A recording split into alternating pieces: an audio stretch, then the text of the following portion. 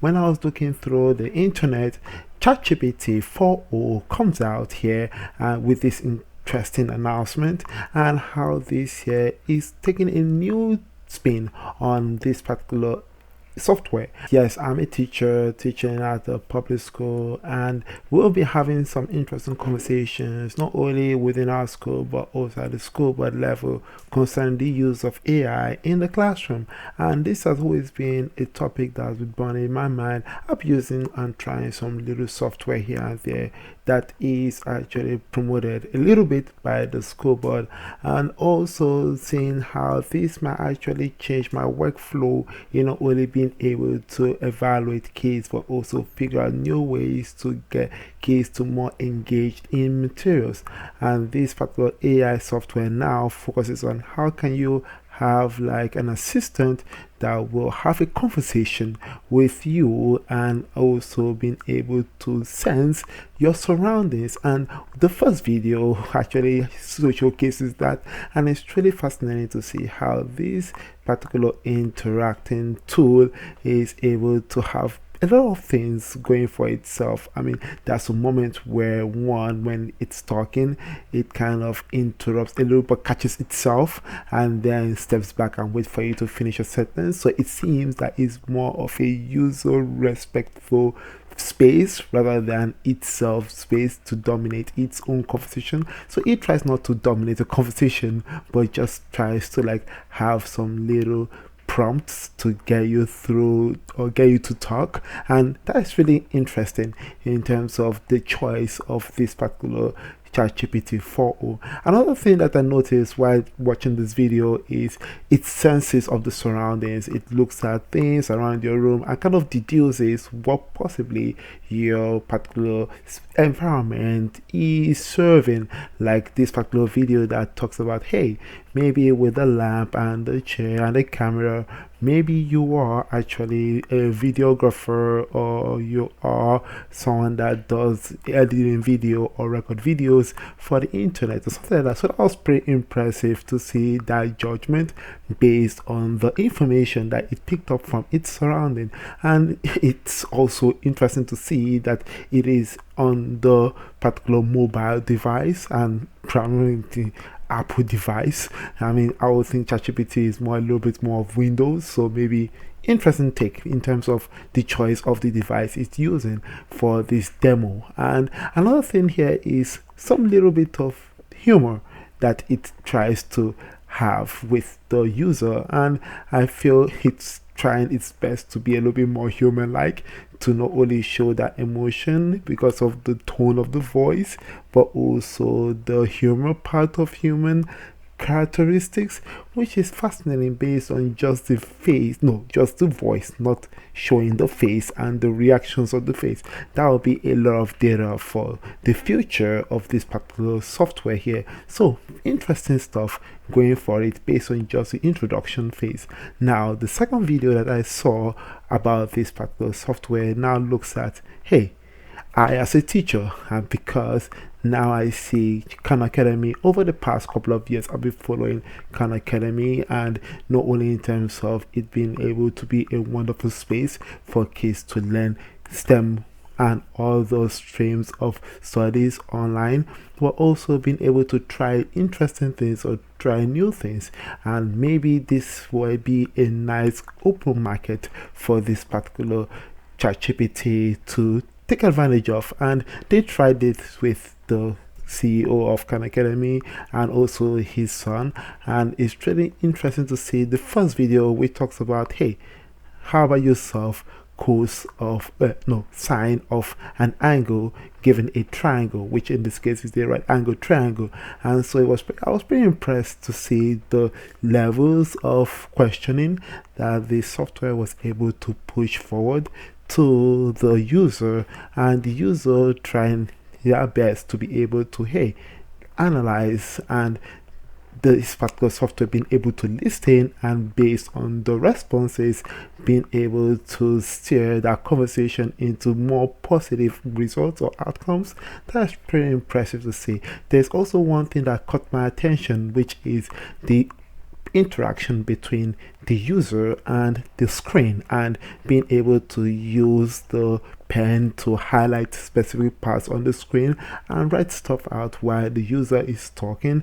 The AI, as a tutor, is able to sense that and also be able to have compliments and also comments about the responses that the user makes. So it's pretty impressive how really intuitive and interactive it is between itself and the user, and really fascinating to see how ChatGPT, in this case the company itself, is able to like take this to the next level, going from just typing words and looking at the responses in text format, but now to more of a voice, to the interaction you have with the screen, using the markers and using the different types of tools that gets you to feel like you're in the classroom learning and being able to understand how the human experience is like in the real world, but now in the digital space. This is really mind-blowing here.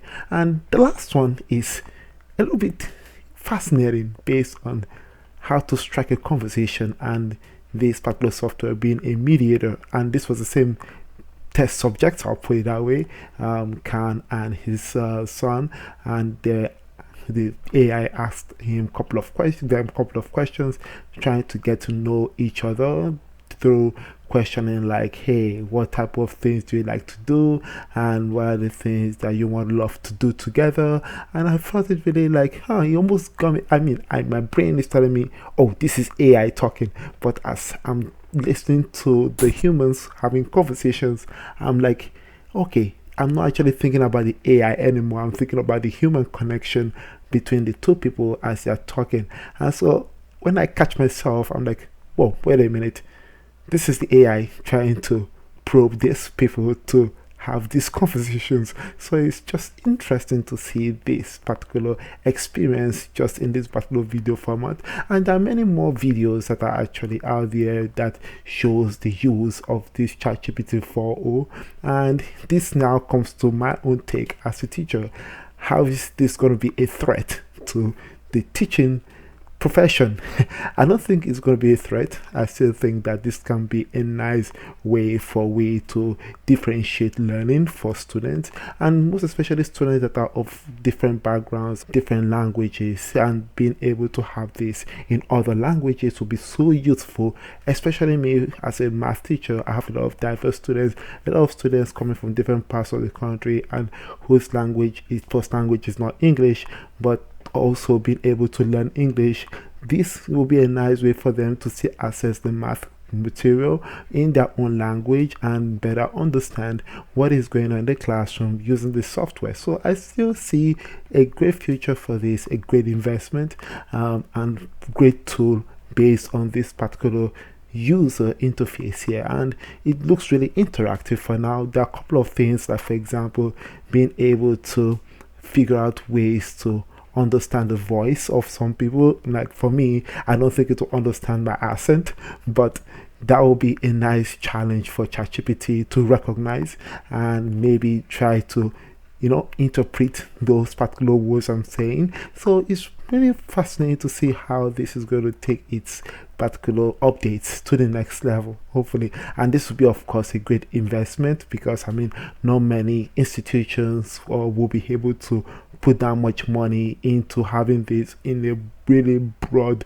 scale like a school board, but if it does, that will be really mind-blowing. I know this will be something people might see this as a threat to the educational system, and many governments might see this as a way, because of some such shortage of teachers, this would be maybe an alternative to the use of e-learning in the classroom and or in different spaces to get credit. So this here, the future is really close, and it's really fascinating to see how this is going to look like 5-10 years from now. And how is this going to impact the jobs in the teaching arena? How is this particular software going to have all the ethics of teaching and being able to capitalize on those to respect the students and understand based on the student needs and wants to fulfill those needs and wants. So it's going to be interesting in terms of not only the data that we are giving to the software and how is this data going to be respected by the software as it's going to be online, and how is this going to be able to use this hopefully for beneficial purposes that great benefit for the student mainly. And it's just so many things to talk about here when it comes to ChatGPT 4o and that exposure of students to this particular software. I think this here is really a great way to focus education in terms of students not just copying and pasting like going on ChatGPT 3.5 or 3, where they have to like just type the questions down and they get the answers and then they copy and paste it and put it down. But this here is great for math stuff, for students to be asked the questions and for them to respond using their voice. And some students are not really comfortable typing the information on the case, and some students might not will, and most importantly, the student might feel that, hey, you know what, actually writing everything down on this particular interface here is much more accessible to them if they have the tools, of course, and if they're not breaking Chromebooks up and down, and they don't have damaged Chromebooks, let me put it that way. That'll be interesting to see. A great future for this. So let me know your thought about this in the comment section down below. Do you find this going to be a threat to teachers in the future, or do you think it will be of great benefit in the right direction for students and also teachers in terms of mainly math and maybe for science as well, concepts to deduce and other streams of studies? Hope you found this really informative. See you on the next one. Stay smart as always and believe in yourselves.